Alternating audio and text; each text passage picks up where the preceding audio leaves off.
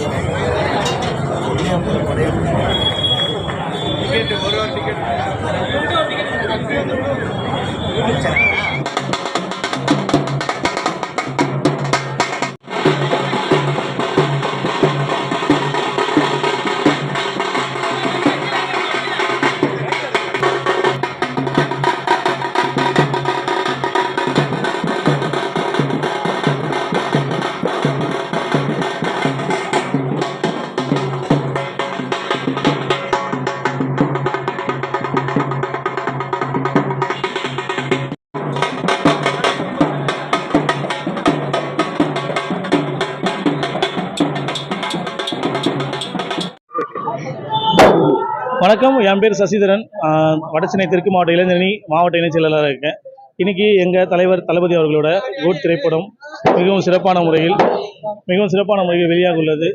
எங்களுக்கு தளபதி படம்னாலே எல்லாமே தெரிஞ்ச ஒரே விஷயம், ரசிகனாக நாங்கள் கொண்டாடுறது தளபதியோட டான்ஸ்லேருந்து தளபதி ஆக்ஷன் சீன்ஸ் தான். ஆனால் இன்றைக்கி நம்ம எது பார்த்தாலும் எங்களை நோக்கி வர விஷயங்கள் தளபதி படத்தோட தடை தான். ஆனால் எங்களுக்கு இப்போ ஆல்ரெடி படத்துக்கான தடையை கொடுத்தீங்க.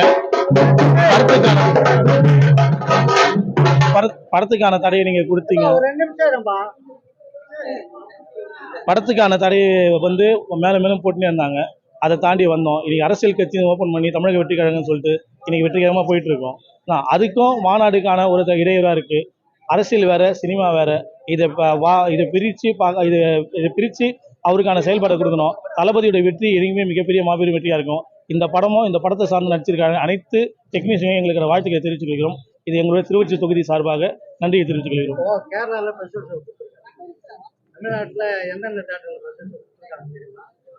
இல்லை, கேரளாவை பொறுத்து மற்ற மாநிலங்களில் இருக்கிற அரசு கொடுக்குற சப்போர்ட் நம்ம தமிழகத்தில் இருக்கிற அரசு நமக்கு சப்போர்ட் கொடுக்க மாட்டுது. அன்டைமில் கொடுக்குற ஷோஸ் ஒரு சில ஏரியாவில் மட்டும்தான் கொடுத்துருக்காங்கன்ற நியூஸ் எங்களுக்கு வருது. எங்களை சார்ந்த பகுதியிலே எங்களை சுற்றி இந்த வடசென்னை சுற்றி இருக்கிற பகுதியில் எங்குமே கொடுக்கலன்றது எங்களுக்கு வருத்தத்துக்குரிய விஷயமா இருக்கு.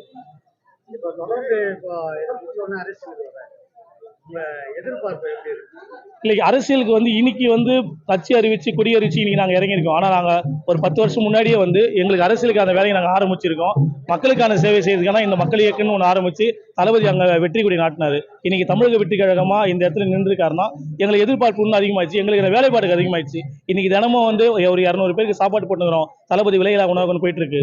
ஒரு ஃபோன் பண்ணாங்கன்னா 10 நிமிஷம் தளபதி குருதியகம் சொல்லிட்டு எங்கள் பசங்க மூலமா பிளட் டொனேட் போய் நிற்கிறோம். தளபதி பயிலகம் சொல்லிட்டு வடசென்னை மூலமா எங்கள் தலைவர் ஆர்.கே. மணி அவர்கள் தலைமையில் பயிலகம் கிட்டத்தட்ட ஒரு 6 இடத்துல நடந்துட்டு இருக்கு. 2 இடத்துல நூலகம் நடக்குது. மக்களுக்கான சேவையில தான் என்னைக்குமே தளபதி இருப்பாரு. தளபதி ரசிகர் நாங்களும் இருப்போம். விஜய் ஒரு அறிக்கை